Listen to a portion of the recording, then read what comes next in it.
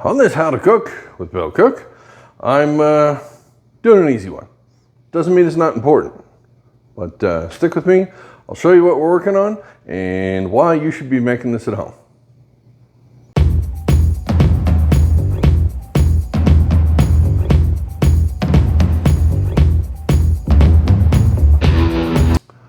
If anybody likes to cook, it's me. I love it. It's great.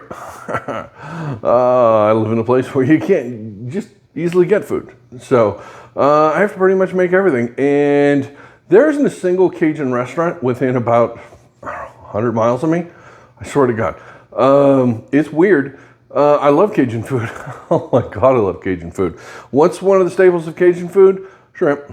What's one of the things you need to go along with shrimp? Shrimp stock. So can't really buy it, so we got to make it. So that's what we're going to do. This is basically what you need to make shrimp stock. What I have here is a bunch of shells. These are from about 3 pounds of shrimp, basically. When you clean and shell the shrimp, just put the shells in a Ziploc bag, stick them in your freezer. When you get enough, make shrimp stock. There you go. We have green bell pepper, we have onion, we have garlic. What's it called? The Holy Trinity. There you go. You can put celery in this if you wanted to. It's not necessarily something you have to do, but a lot of people do. It's pretty traditional in stocks, but I'm doing a Cajun stock, so I'm not putting it in there. Plus I don't have any, so there you go. I have thyme right here, a bushel of thyme. That is a nice, beautiful thing there. You don't need to do anything with that. Just rinse it, basically. Comes right out of the garden. Throw it right in the pot. I have a bay leaf. I have peppercorns. That's about a half teaspoon of peppercorns. Got water. That probably isn't enough water. But don't just use regular tap water unless your tap water is glorious.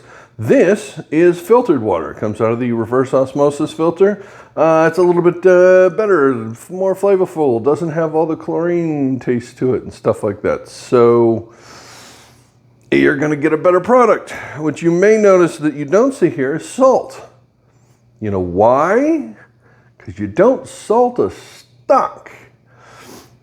Basic of stock. You want a general flavor, you want a general thing, but you want to be able to season it to taste for whatever meal you're making. So I usually use this for an etouffee or gumbo or something like that if I'm using this. And in that case, I'm adding my own seasonings at the time. I'm adding my own salt, I'm adding my own heat, I'm adding my own everything else. This is just the basics to get you the stock. And that's all you really want. You don't want to go crazy with it. But what we're going to do, I've got my big Dutch oven sitting over here, the cast iron cassoulet pan pot, and it's hot.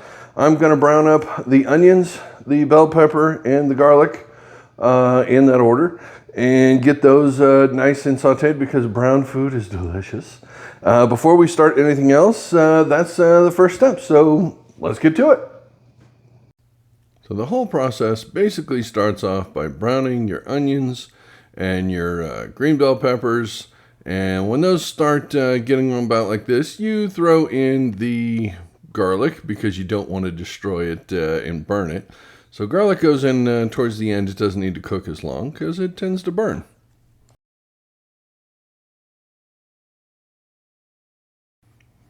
After this is cooked down for a few minutes, it's time to start adding more stuff. So we put our black peppercorns in, and now we're going to put our shrimp shells in. These are still frozen, so just kind of see if they'll break up a little bit. It'll take a minute or two for the heat to do that. We don't really need to cook these before the water goes in.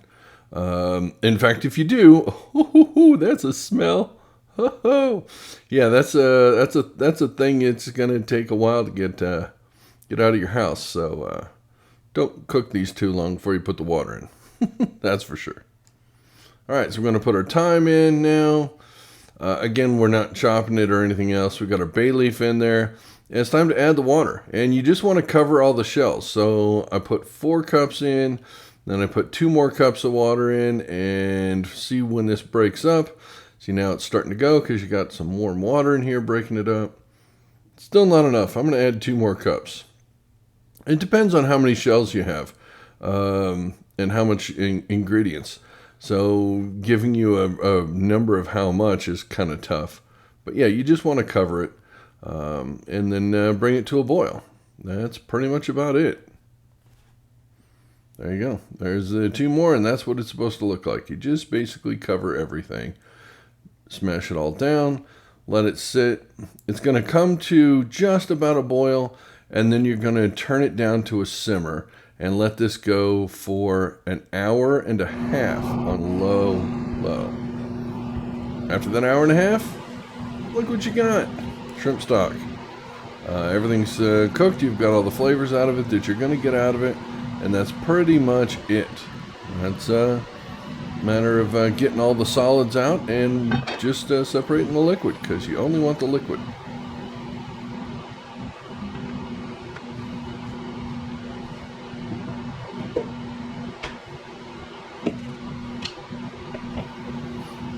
Now this is absolutely the hard way to do this.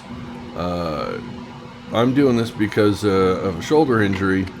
Picking up that pot and trying to pour this into a colander, you know, that's going to be a little tricky on my shoulder. But so I'm doing this the hard way so I can get the control to do this. Shoulder just doesn't have the stability I want, so I'm doing it the hard way. Please don't do it this way. It takes forever. Just pick it up and drain it into a colander.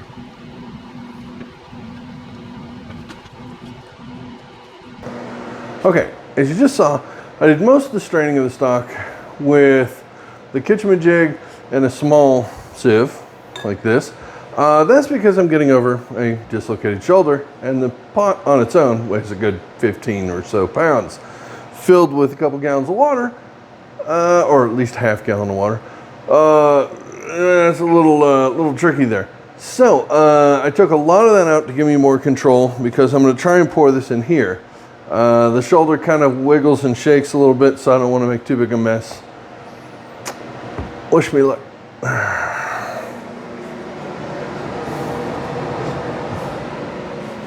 Okay, you have to strain this. It's important.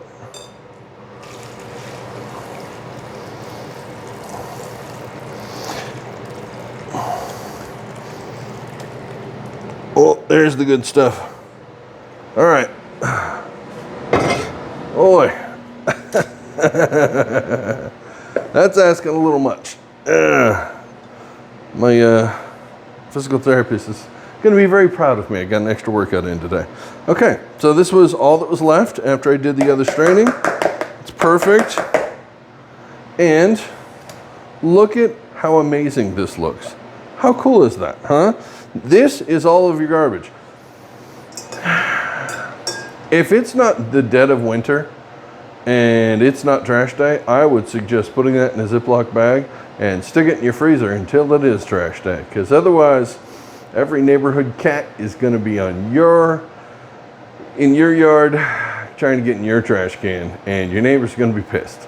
Because that's going to stink like a nope. So yeah, stick that back in the freezer in a Ziploc bag. Trash day, don't forget it. Otherwise, it'll be in there a couple of weeks, and that's not good. This, I'm going to let this cool down. It's important. I'm going to cover this and let it cool down. I'm going to divide this up into separate containers and then freeze this. And I freeze it in about 2-cup increments, because that's usually about how much I need. We take it out. You only have to take one thing out, and boom, there you go. It works out pretty well. When you need shrimp stock, you got shrimp stock. And that is some yummy shrimp stock. So that's it. It's a simple one, but it's an important one. So there you go. If you like the video, there's that thumbs up thingy down there. It tells me you did. If you want to see more like this, you can subscribe. If you want to know exactly when they come out, you can hit the notification bell. Leave me a comment, and as always, I'll see you on the next one. Thanks. Bye.